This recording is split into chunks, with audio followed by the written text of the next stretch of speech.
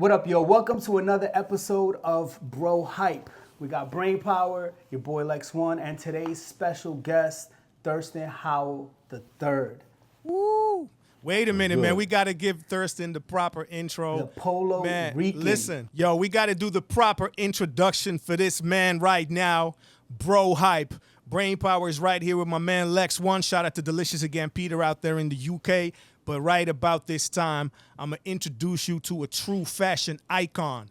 More than just an MC, this is Big Vig Low, the Polo Rican, the one and only skillionaire. Ladies and gentlemen, this is my big bro, Thirstin Howl the Third. Nah, it's all good. You sound like you did a couple of push-ups before the interview. You hyped up, you know what I mean? did. I did. That's what's up. Yeah, man, I'm glad you guys are here, man. Lex, yo, where shall we start, man? So much things to speak about, man. Well, I mean, first of all, I guess we should start with the main reason we're here today, right? So Yes. we're here because we started a toy company not too long ago called BAP, Yeah. right? Which stands for Brain, Alex, and Peter. Yes. Right, you guys use my government. It's messed up. I'm the only one. Well, no, Peter got his government in there too. So I would think you Alex with a name like Lex. yeah. That's you, right? Yeah. All right. Yeah. So, So, yeah. we started this company, and the main thing is we wanted to kind of tell hip hop story in a different way that is being told right now. And like in the world of hip hop, I feel like we've been a little bit slow towards like the merch game, right? Like the bands, like you could get, Beatles had toys and all these superstars had things, and hip hop really didn't have it. So we're just playing catch up at this point, and we wanted to like really focus on people that were inspiring, people that changed the game, people that really created something, because at the end of the day, hip hop always came from nothing, and it was people able to create something out of that nothing. It was like the lack of having made you prosperous, made you actually have more than the dude who had a yacht and a helicopter and all that stuff. You know what I'm saying? Because you made it, you invented it. Anybody could just spend money to get things, but not anyone can create things, right? And hip hop literally, it's like the Big Bang Theory almost when I think of it. Yeah, I think there wasn't really, like, here's the thing, BAP, I like the sound of the word. It's like, like boom bap. And it's also like when you put up a sticker on the wall or some shit like BAP. It's BAP, yeah, Brainpower, Alex, Lex One, and Peter. And man, Thirstin, Peter is Delicious Again Peter, a legendary toy maker from England. And this dude is meticulous with the paint jobs. Like, his work is phenomenal. He's worked with a lot of cats outside of BAP. And now we're working together. So he's like one of them brilliant craftsmen. And I just wanted to also say, like, hip-hop collectibles, there wasn't really a word like that. You know what I'm saying? Back in the days, you had the Breaker. There was a breakdance figure in the 80s that Takara did in Japan. That was the first toy, actually. And then Lex and me always kind of considered Mr. T from the A-Team. He was like one of them early figures that we all loved and wanted to have. But then later on, it was actually the MC Hammer doll. It was one of the earlier, quote-unquote rap collectibles, hip-hop collectibles. And in the 90s, you had the Master P doll. You had some Biz Marquee stuff, Beastie Boy stuff. But there wasn't a lot until the Run DMC figures.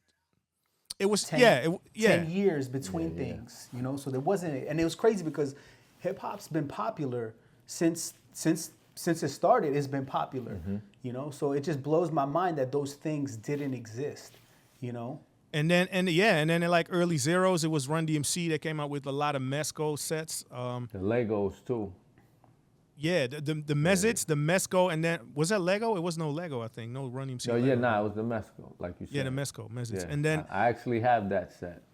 right, The little I got it as Master well. J on the turntables and all that. Yeah, that was the first hip hop collectible I ever got myself. Wow. And it was on one of the earlier sets. And then they did the Rest in Peace Jam Master J set, the red clothing. Then you had Snoop Dogg was one of the earlier artists that had like his own toy. But going back to BAP, me and Alex, we kind of like became friends over the love of collecting. Like hip hop collectibles wasn't really a thing. It's just only starting to show up over the last 4 or 5 years more. You know what I mean? Like you had like your Pac figure every now and then, or like Biggie. I remember grabbing a Biggie. Actually, I was in New York when we kicked it in Amsterdam. Like not long after I was in New York at KB Toys, I got like the blue Biggie Smalls figure. I think it was a Mesco release as well with the blue sweater and the Jesus piece. Yeah. You could grab that for $19, bro. That was crazy. Yeah, Nowadays that figure was designed with his mom. Valletta Wallace she co-designed that figure. What does that figure go for right now? It depends. There's like I'd have to look it up. Four variants. They go for around $200, but the rare one was an online only release, which in 2006, online was like nobody knew about it. So there's a very few of those. I got one of those encapsulated in a glass box. Right, holding, man. Graded. Holding. Yeah.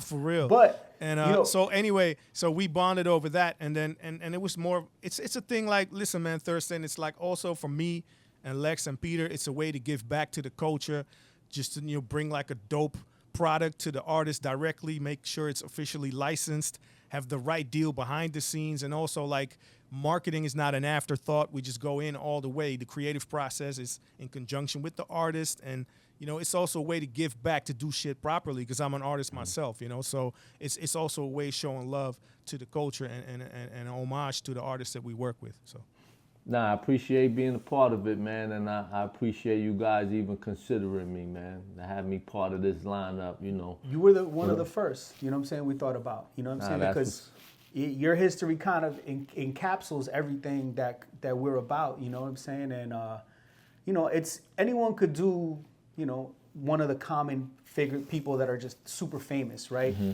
That's the first thing that comes to mind. But for us, it's just it's different. We want to do something fly, like this thing right here looks fly. The contributors to the culture is what I call it.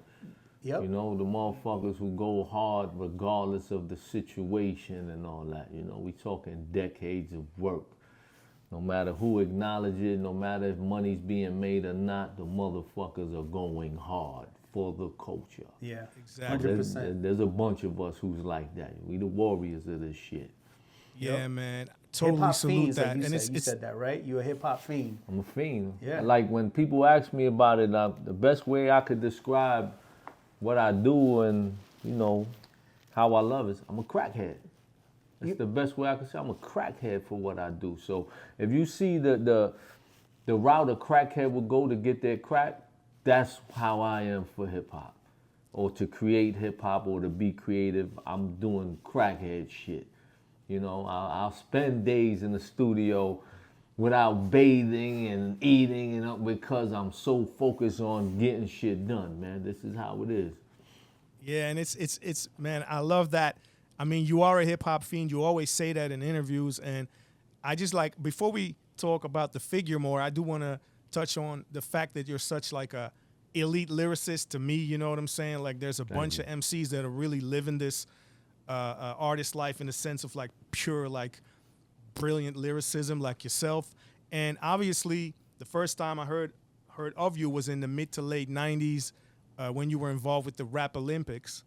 And your team, it was you, Wordsworth, AL, and Eminem, and I'm forgetting somebody. Quest the Mad Lad? AL wasn't on the team. Okay. AL wasn't part. It was Quest the Mad Lad, Wordsworth, myself, Juice from Chicago, and Eminem. You know what exactly. I mean? Right. So that was the Rap Olympics '97. Yeah, that was a bunch of competitive motherfuckers because even while we hung out or we were preparing, we were challenging each other the whole step of the way, so. Is there footage of that anywhere? Yeah, there's some footage out there. And what's crazy is because, Craig G was just with me at my birthday bash that just passed. And I remember Craig G was with us as a sparring partner. So, they threw Craig G in the midst to come spar. And like I said, I remember we were staying at a hotel or whatever in a house. It was a house. And all of us were like sleeping on the floor in the living room type of shit. And nobody would go to sleep. Everybody just attacking each other, spitting rhymes. You got all these freestyle MCs in one room who want to prove they the greatest out of us all. You know what I mean? So it was an experience, man, and it helped me sharpen my sword and all that, and be around all these great people, man. Because you said that you didn't start, like you were relatively later in the game when it came to just being an artist, right? When it came to being a rap artist. When it came to being a rap artist. So at that point, you were in amongst greats. Obviously, being a great yourself, not taking nothing away from yourself. But do you feel you were on some of their levels yet? Oh yeah, at that point, I knew that. Yeah, and that's what we was there proving to each other first before we were going to prove it to everybody else. Everybody in that room felt they were the greatest. They were better than everyone, and you know, without fully stressing the ego or being disrespectful to each other. But we all had that chip on our shoulder that I'm better than everybody. You know what I mean? And that's what brought us all together. And there's nothing wrong with that. You got to have that type of confidence when you're trying to attack this world or prove who you want to be. There's no real arrogance in that. You know, it's like, and there's no ego. Because like I said, ego to me stands for everybody got one. So just, you got to know how to utilize it when you're supposed to. You know, the ego is there to serve purpose as well, for you to poke out your chest and prove who the fuck you are when you're supposed to, you know? right. Definitely. But There's a difference. Them dudes are great, man. I learned so much from being around Juice, man, and Eminem, and, you know, and just all the ciphers we had all the time. Like, I would go to I go to Chicago, I'm sleeping at Juice's house when I go to Chicago. And when we cipher, he won't even let me get one word in. He'll hog the fucking mic all day, all night, to where I just fall asleep listening to him. You know what I mean? Wow. Even in the same sense where Eminem would come to Brownsville to cipher, he'll come to my projects and rap all night till 3, 4 in the morning and shit like that. So it's a great experience, man. I wouldn't change that for nothing in the world, man. And that helped mold me to know I'm that great, or, you know, I could possess these skills because I always surrounded myself with those kind of people. And I always challenged everybody in my path just to prove that I'm that nigga. You know what I mean? Mm-hmm. And I love the fact you're telling us these stories because you, Eminem, Juice, some of my favorite MCs of all time, and you guys are highly inspirational to an MC like me coming up in the 90s, and you would hear about these things on tapes or people, you could read about it. It wasn't really no internet thing going on, no YouTube. So, you know, we were kind of like doing the same thing, just ciphering 24/7. Shout out to my man, Excellent, Michael X, Kane, all these guys out here. So I just wanted to shout you guys out, your whole team, everybody I just mentioned, because it's still inspirational to this day, because it's really about the craft of rhyming. You know what I mean? Love, man. The same with Supernatural, man. I would approach him on some, yo, you got to show me. I need to see it live in person. You know, that's one of my best friends at this point because of that. Wow. Because, you know, just to prove to each other, I always looked at the skill level like this. Your skill level is based on your love for your craft. So if I love it more than you, then I'm going to show and prove more than you. The same way, like, when you fuck your bitch, who love her more? So if I love her more than you, I'm fucking her better than you. And that's, you know, I remember them making songs about hip hop. I love her, or I used to love her. So it's to that same reference. Okay, I love her more than you, so I'm fucking her better than you in that perspective, you know. That's how I look at the skills, man. It's based on your love for the art. Exactly, and it never really goes away. And there's a difference between, like you said earlier, you know, being confident has nothing to do with being cocky. You know, it's a difference between those two things. And I think it's a battlefield. It's just like being a fighter. When you get in that ring, you're not supposed to be humble. Nah. You're supposed to break some motherfucking jaws and whip some ass. Like, fuck being nice right now. We in the ring. Yeah, it's about let's get some blood. I want to see some blood in this motherfucker. Yeah. Facts. You know? Yeah, man. So from that era on, like, I always had like a mad love for you and everybody on your team. Obviously, the story of Juice and M and Wordsworth and everybody. I just love all those guys, you know, for their craft. And you're one of those greats to me. You know what I'm saying? So that's just something I wanted to touch on. Yeah, you're welcome. Likewise, man. Like, just coming in your home, just seeing all the awards. That's greatness, man. You know, that's something everyone must admire, to have those type of achievements. I mean, every artist wants to be on that level of achievements, because you're not only acknowledged by your peers, you're acknowledged by the industry and the record companies, by everyone. You have proven who you are, man, and I salute that. And that's Thanks. all work. Like I said, the work speaks for itself. You never ran your mouth about it to me. You didn't tell me you had 1,000 awards in your house when you invited me over. You know what I mean? True. I saw that for myself. So your work was on full display. So super salutes. Thank you very much. Right back at you. And you know, like for the people watching this, Thirstin was in Europe, in Amsterdam, back in the days with Rack Low, Brooklyn Academy, Block McCloud, Mr. Metaphor, Will Tell, and we hung out all the time and invited Rack and Thirstin over to the crib. It was just like, I got to tell the world as well, man, you guys are solid human beings. Felt like family, you know what I'm saying? And same energy always, no funny business at all. So I want to salute you for that and thank you for that because that was a dope time. We got to insert the photos of that era right now, right quick. You got them on deck, right? But yeah, man. The big ass, the big Stanley Cup. He had the Stanley Cup trophies Which one and was awards. that? Which one was that, Brain? I think that was that was the award for the Grote Prijs van Nederland, which is like the grand prize of the Netherlands that me and TLM won in '98. It was one of the first ones we won in all categories but one. There was one R&B category for singers. We didn't win that one, obviously. But 4 out of the 5 categories, we did win that one. That was that That's one. crazy. I think that was the big one you were holding.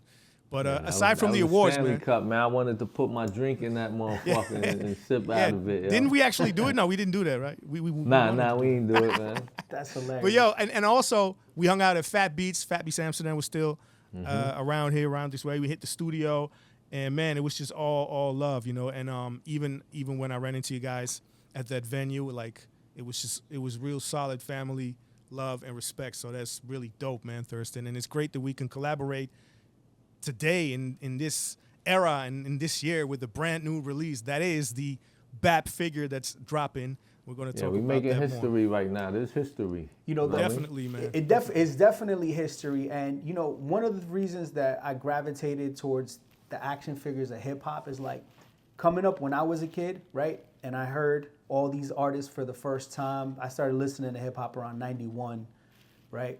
And I pictured them. I didn't have cable, but I pictured these rappers as superheroes, like the way they portrayed themselves, right? Each one of them had like their own stats and their own like skill set, right? You know, you had one guy who was just good at flow, wasn't too lyrical. You had one guy who super fast, you know what I'm saying, like the Flash, and then you had one guy who was just super powerful with his lyrics, like unstoppable. And that's how I, in my head, visualized these artists. And I think the artists visualize themselves that way too, because they had alter egos, right? Like hip hop to me was the first time I realized these artists can do so much. So it's like infinite. You could have one ego, and if that doesn't work, you could have another alter ego. Like, I mean, look at MF Doom, for example, right? That guy was talented regardless, whether he was Zevlov X or he was MF Doom, homeboy was talented. The thing is Hey, man. he stood out. Rest in peace, you know, Yeah. rest in peace, MF Doom. Definitely. And then fast forward, when I left New York, moved to Florida, I was just like searching for like hip hop. I came across the Tony Touch 50 MC's tape. That's when I heard Thirstin for the first time. And out of everybody there, I knew everybody there. I didn't know who Thirstin was. And then I heard him on that tape. And to me, he stood out more than anybody because he sounded different than anybody. He sounded like a character. To me, you sounded like a super villain. You know what I'm saying? Before, you know, I knew MF Doom was the super villain or whatever. Like, that was the character. And then you said all these aliases, and I'm like, I gotta find this guy. I gotta find, you know, like almost like going to the toy store and trying to find that toy I couldn't find anywhere, right? Except I was 19, you know, doing stupid shit on the streets. And that's why I was like, it makes sense to make a figure out of somebody like Thirstin. Plus, the other thing is, Thirstin, you know, he's Puerto Rican. And when I was a kid, some of the fondest memories I got with my father is we'd go somewhere or we'd watch a movie or something and somebody famous, he'd be like, yo, you know he's Puerto Rican, right?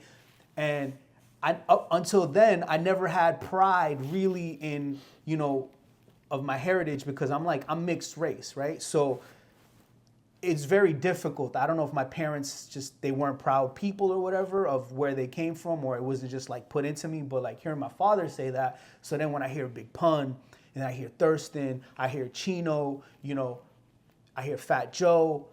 I feel like, oh, you know, when I get put on rapping, they'll fuck with me because I'm Puerto Rican. I mean, that's where my mind was at. That's how I thought things work as a young kid. You know what I'm saying? So I was like, I gravitated more towards that. And then I was, listening to Thirstin's music. It's dope. It's really dope. I felt like I connected with what he was saying, and it was just, he painted a picture in a way that was just different. And that's not to sound like an old head, but that's kind of what's missing right now. On the way to the interview, I was bumping rap. I was listening to the playlist Rap Caviar, right, on Spotify. And Right. I'm just like trying to find something I could really just get down with. And there was a couple joints that were dope, but for the most part, every joint sounded like the joint before. And coming up, it wasn't like that. It was like people strived to be different, and that's what made you great. Now people strive to be the same, so you could be relatable to whoever's popping, but then there's no individuality in that. I'm from the grain of hip hop, man. I'm from the genesis. I'm from the beginning. So that was the number one rule in the beginning. To me, the number one rule in hip hop at first was you had to be hood. Because if you wasn't hood, then you had no business touching this shit. You know what I mean? And then the other thing was to be original with your style, with everything about you. And, as a fiend, I studied everybody before me. As a fan and a fiend, not trying to be my own rapper or anything like that. So when I actually started rapping, it just came out of me naturally, the originality on how my style was supposed to be, what my voice was supposed to sound like. Even being a character on the music came out natural because, like I said, I was inspired by Jimmy Spicer, the rapping dude, Dana Dane, Son Doobie, all these artists that had a persona to them, that created and took you someplace else, you know what I mean? And that's what I wanted to do. That's what I wanted to be. Like, I'm from the hood. I did all the stupid shit that everybody brag about. But I ain't want that to be the forefront of my image or my lyrics or anything. I wanted to take you someplace else. Like you said, most artists today, they cater to what's going on and they're trendy and things like that. But the greatest artists actually brought you into their world, or a world that you didn't even know existed. And that goes back to what he was saying about the superhero stuff and all that. It's just utilizing your imagination along with everything else that's supposed, because it's still entertainment at the end of the day. And I always looked at it like that. I don't got to show you I'm the realest nigga. Oh, I bust my gun. I do this. I rob, stick up. I could do all that within my music, but still make it creative and entertaining.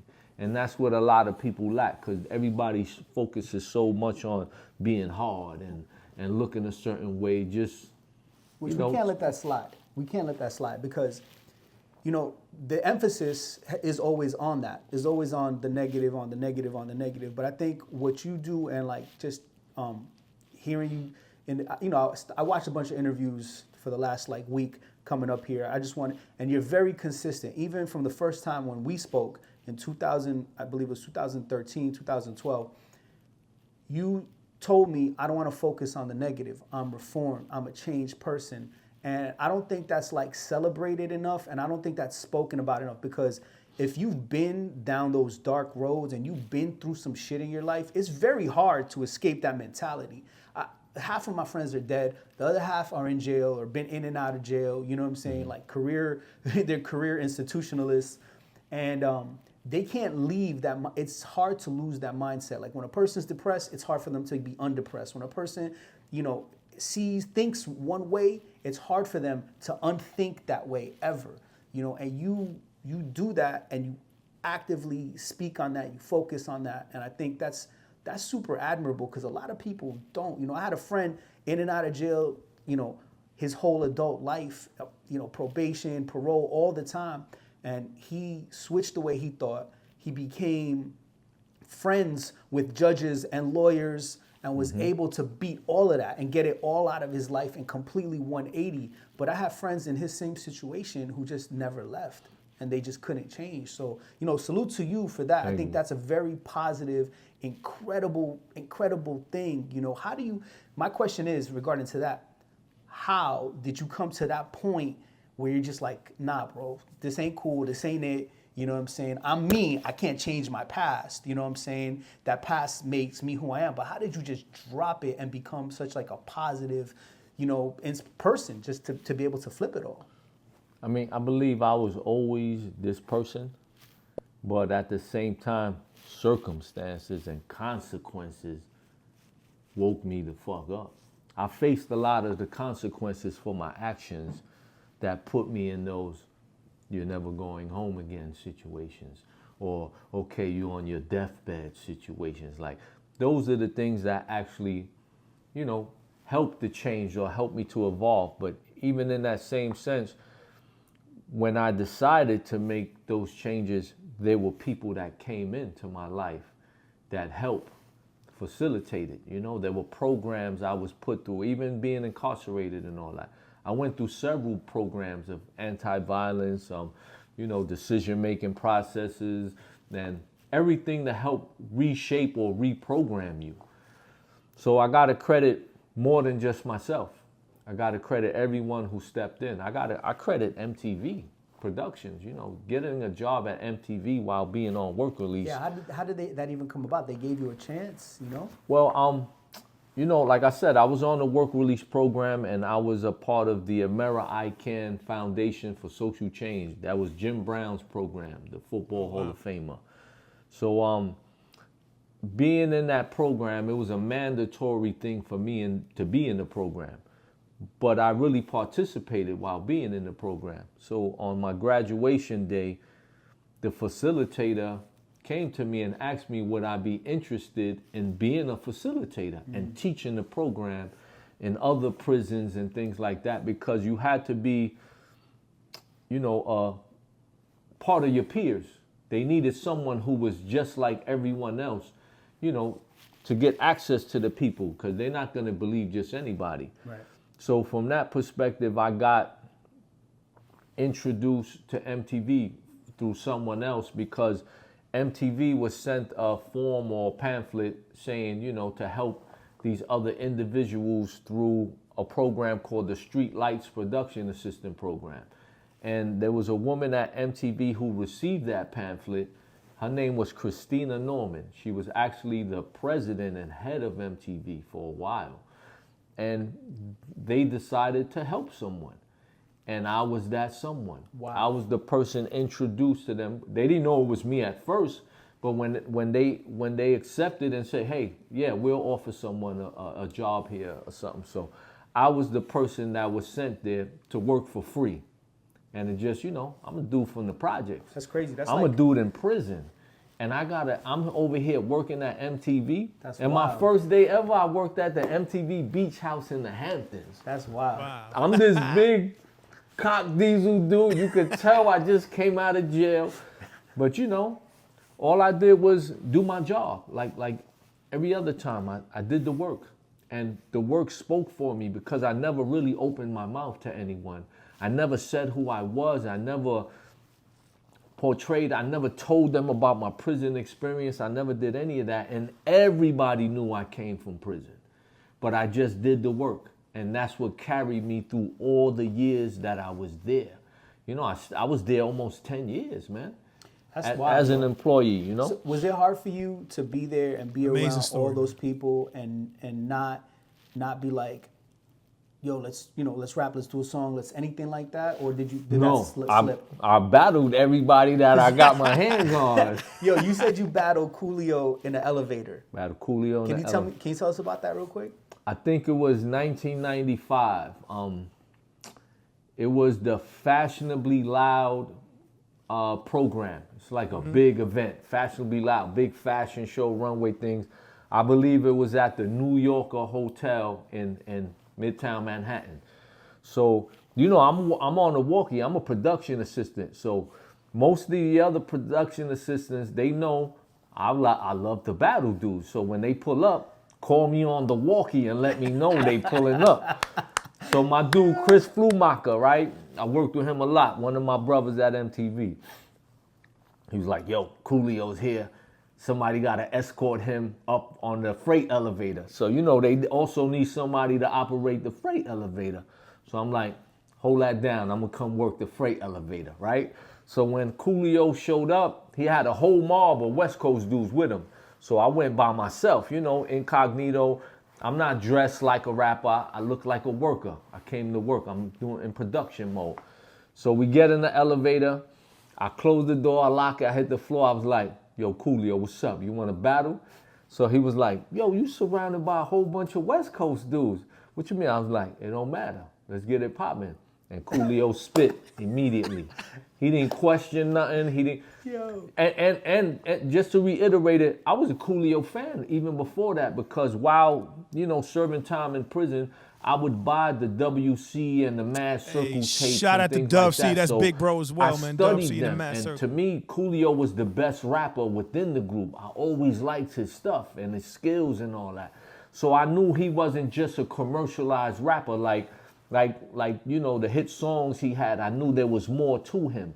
So that was a memorable moment for me, man, because the respect I had for Coolio after that day was through the roof. Because I got busy, you know, but he didn't hesitate to, you know, to bust his gun first, man. So rest in peace, Coolio. Salute you forever, Definitely boy. rest in peace, Coolio. And that's a great story. And also shout out to my big bro Dub C and the Mad Circle. Funny. That's true. Dope albums they did, man. So you never got shit? You never got shit by anybody MTV for just because I always like did it on the low. You know, all the productions were so massively big that there's so many different areas and sections where you could pull things off without anybody really. That's fucking great. You know, able to see that. And I stepped to a lot of people. Bro, I feel like that couldn't happen nowadays. I mean, not just because, first of all, nobody in who would be on MTV would probably be battling, but just the fact is people are so fucking uptight that shit wouldn't slide. They'd be like, hey, you're out of here. You're fired. Can't talk to, you know, can't look Beyonce but in the also, eyes. like going back to, I did my job so immaculate, I was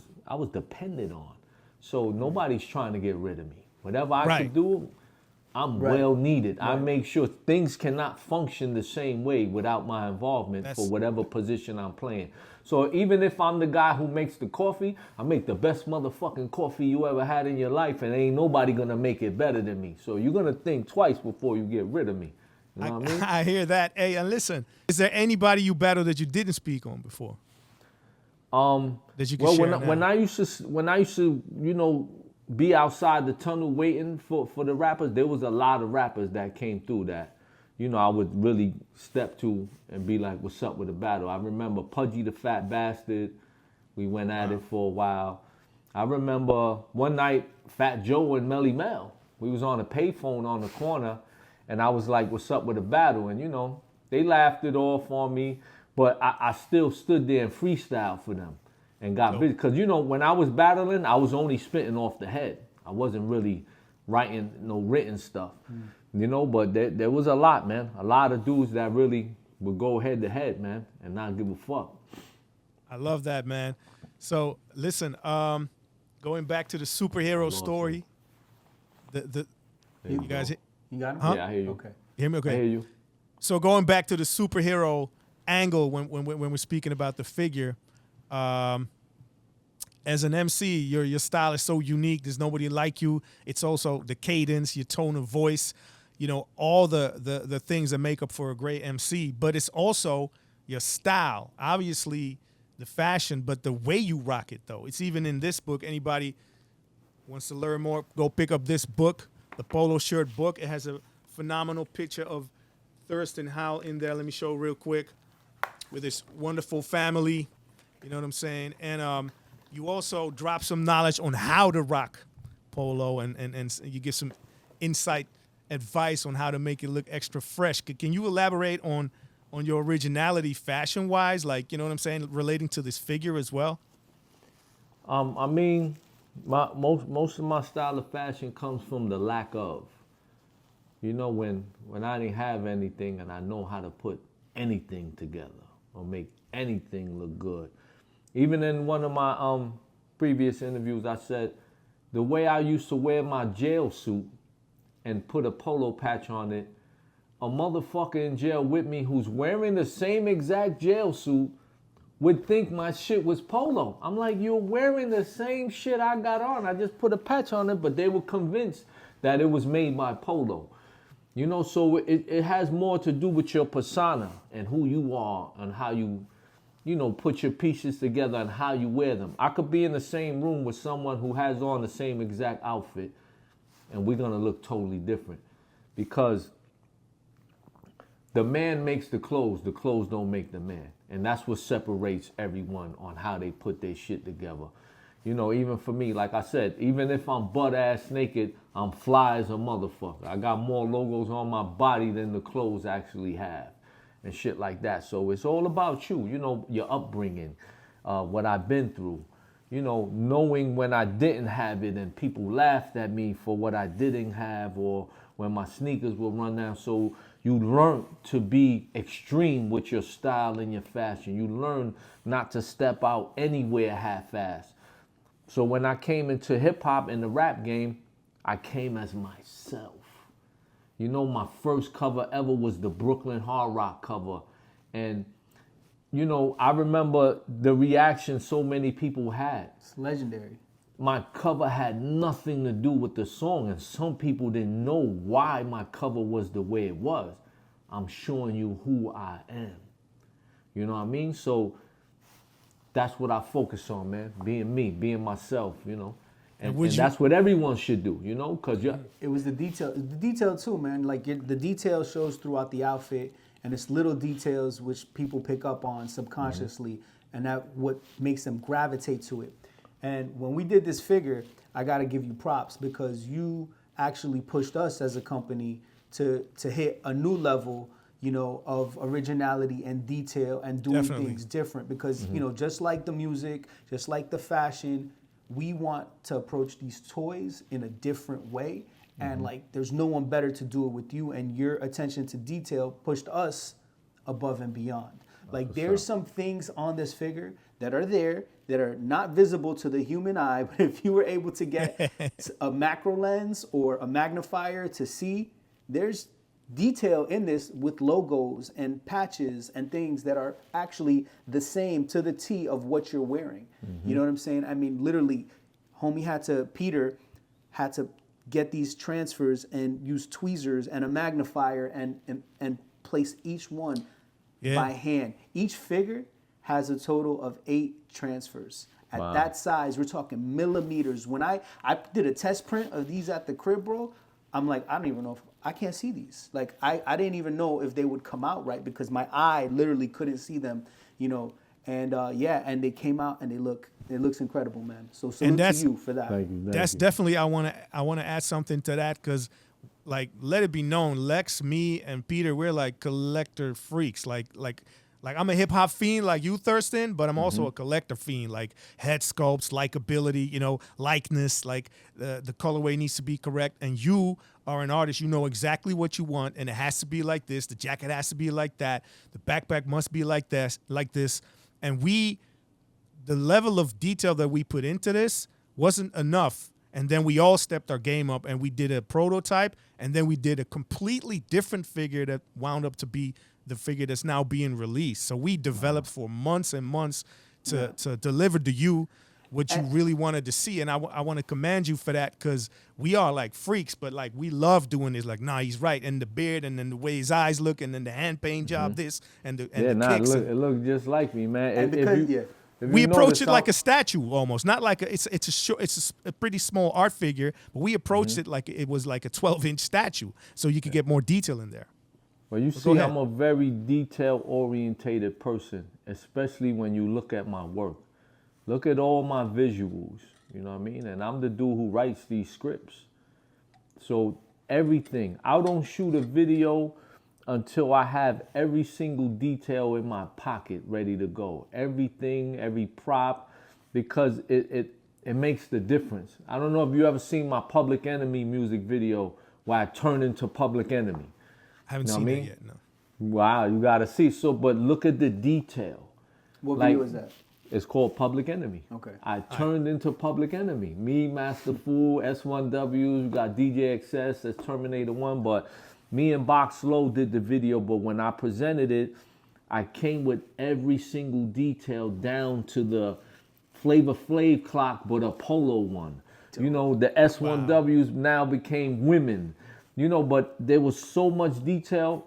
I actually waited almost 5-6 years before I shot the video. That's how long I had the song, because those little details of putting together the stuff and the props and it wouldn't have been perfect without it. You know what I mean? So I strive on that. I don't have a problem letting something sit and wait until we have everything orchestrated with those details. That's man. a true artist. Yep. Some artists take years for one painting.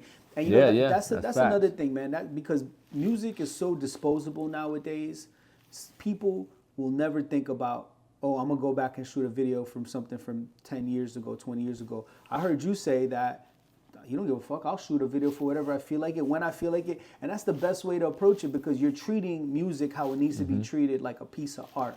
You know what I'm saying? There is no time limit on it. There is no expiration on it. Exactly. If it's good. That's it.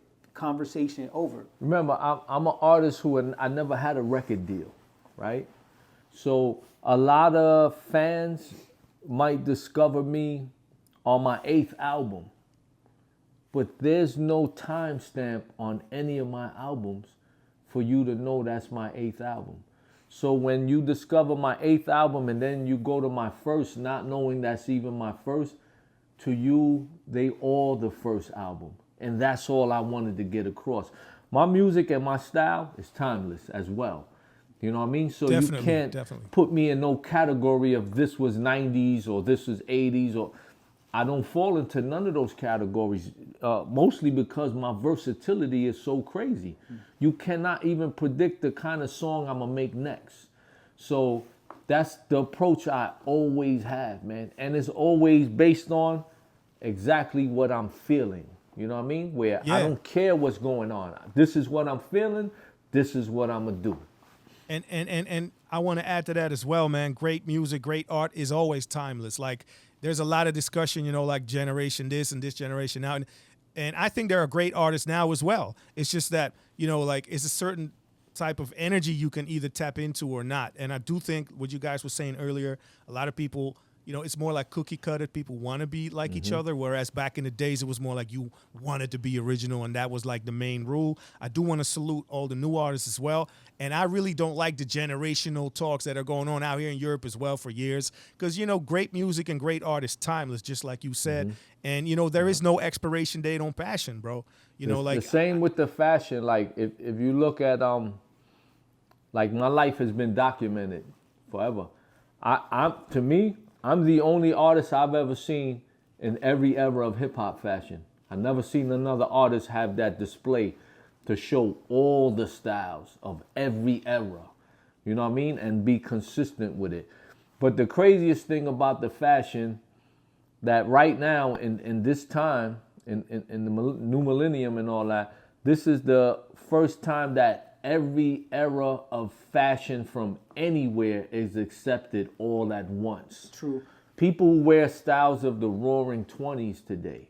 Yeah. They wear styles of the 50s with the greasers and all. They wear the 70s styles, the 60s, the 80s. Everything is acceptable at this point if you know how to flip it and make that shit fly. Like, for back your own in the sense. day, it was a 10 to 20 year cycle. So every 10 years, you know, in the 80s, people were starting, you know, late 80s, early 90s. They were wearing the 60s. They were 60s, wide legs, bell bottoms, you know, halter tops, all types of stuff like that for the girls. And then but now, you're right, now you got people are wearing, you know, XXX long tees, you know what I'm saying? Like, Billie Eilish is doing like super baggy stuff, and baggies coming back in. And it's one big mix, and it can go anywhere. There's no rules. There is no rules. Yeah, and I like what you were saying earlier, Thirstin. It's like, you know, either with style, it's something like, to me, either you have it or you don't. And like, you know what I'm saying? Like, and you obviously have it, and you flip things your way, and then it's always going to be stylish. Like, you can't really learn it, you know what I mean? Like, you can adjust. I think some people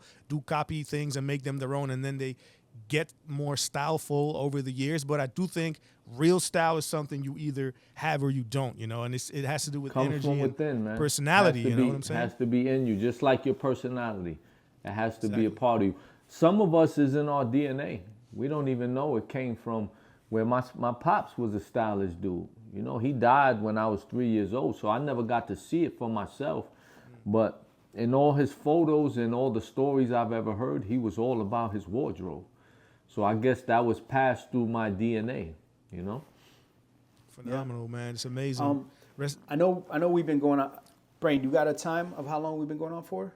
We're at 47 minutes now. All right. So I got one particular question I want to ask. If you want to ask, wrap it up with, something. Man, I just want to say this to you, Thirstin, as your fellow MC, as your friend in Amsterdam, and as somebody who respects you. Rest in peace to your pops and moms. Your lyrics are very inspirational to me. Some of the MCs you work with, like M, obviously one of the greatest to ever practice the art form. Juice. I want to shout out Rack Low real quick. Everybody pick up this book if you don't have it. Salute Rack Low. And I want to say rest in peace Pumpkinhead, because we mentioned Brooklyn Academy as well. And I just wanted to express my gratitude for you being you, man. I really mean that. We had some great conversations back in the day. We should pick up on those and make some new music. But I just wanted to mainly thank you for the inspiration, man. Man, thank you for giving the inspiration back, man. You know what I mean? Rest in peace to Hurricane G. Rest in peace, You know Hurricane what I mean? G. Definitely. I miss her like crazy. We got a lot more music and stuff coming, but, I got one question before we wrap this up. Yeah. Bro, I know you've touched on this before, but being acknowledged by Ralph Lauren must be just like mind blowing. But did you get to have a conversation with him personally, one-on-one, at any point in the last X amount of years that this sparked up again? Well, I mean, when they brought us together, when we finally got face to face, and they brought me to him, he looked at me and he said, "I know exactly who you are." and he gave me the tightest grip handshake that you can imagine. Yeah. And this man is in his 80s. So, our conversations were very brief, but there was a lot of love expressed. You know what I mean? I felt welcomed. I felt appreciated for whatever my contributions have been to the company. It's crazy. It's crazy. Phenomenal. This is the Fortnite, man, in case you don't know. Hey. So go, when you see Fortnite, this is the man in Fortnite right here. Yeah, That was Fortnite definitely OG an chat. inspiration for the Fortnite Polo, man. And hold up the figure once more, Lex or Thirstin, because we're here also mainly also because of this figure, the Polo Rican, Thirstin Howl III, the official BAP release, officially licensed. Look at the outfit. Look at that. The likeness is on Not point. again. Shout out to Delicious again, Peter, who hand painted each and every figure. And Lex, can you say some more about the figure, man? Because I'm really proud of this project, man. I'm super proud of the project. Everything about it is super incredibly detailed. We're only going to be doing 100 of these figures, right? Yep.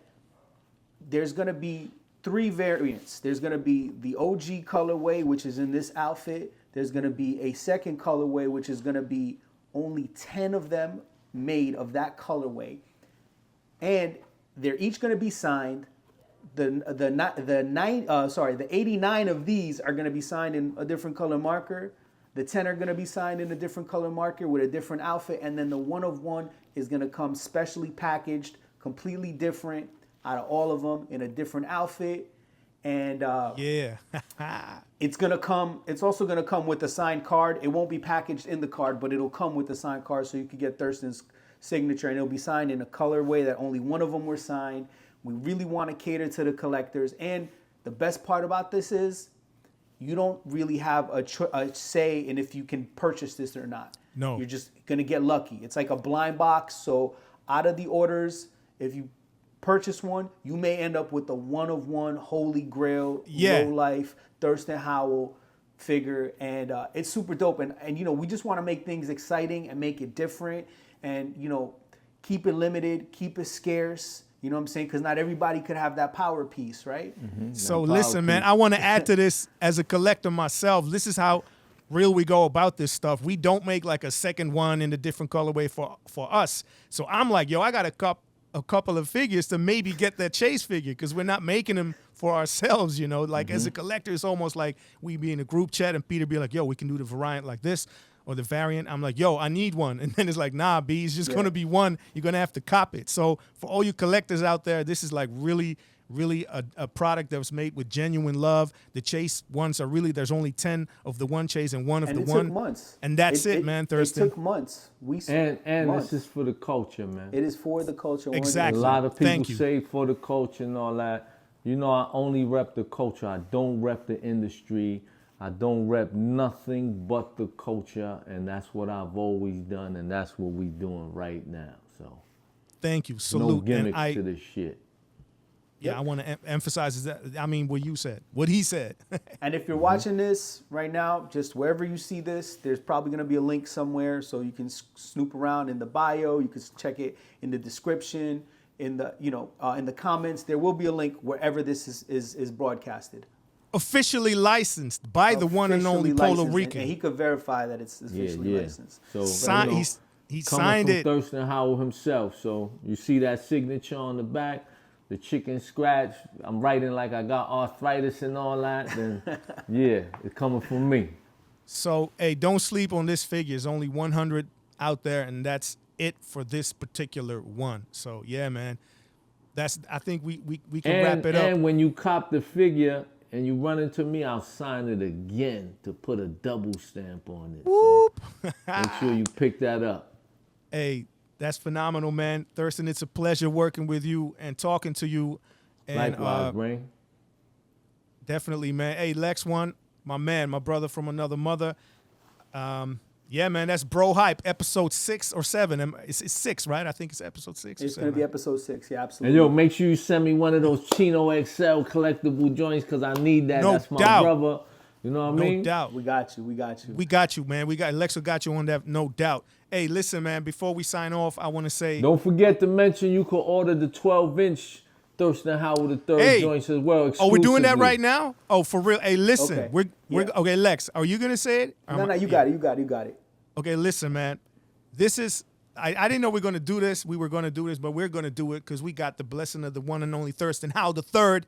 We are going to do a pre-order for a 12-inch Thirstin, the Polo Rican figure. So you can pre-order those ASAP. It's going to come soon. And hey, we're doing a limited run of those, but it's going to be a pre-order. It's going to be made to order, and it's going to be up for a week. So if only 4 people order it, then only 4 people in the world are going to get it. Yeah. If 400 order it, then they'll get it. Whatever it is, we're going to make it. We're going to make it made to order. Imagine the detail on that one.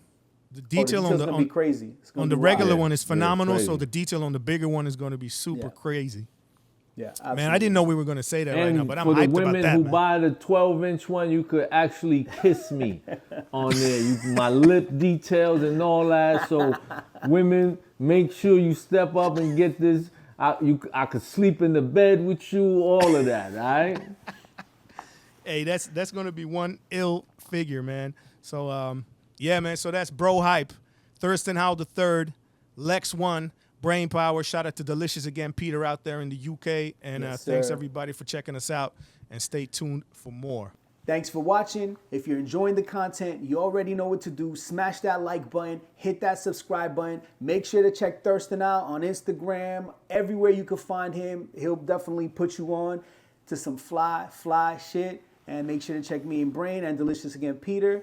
And peace.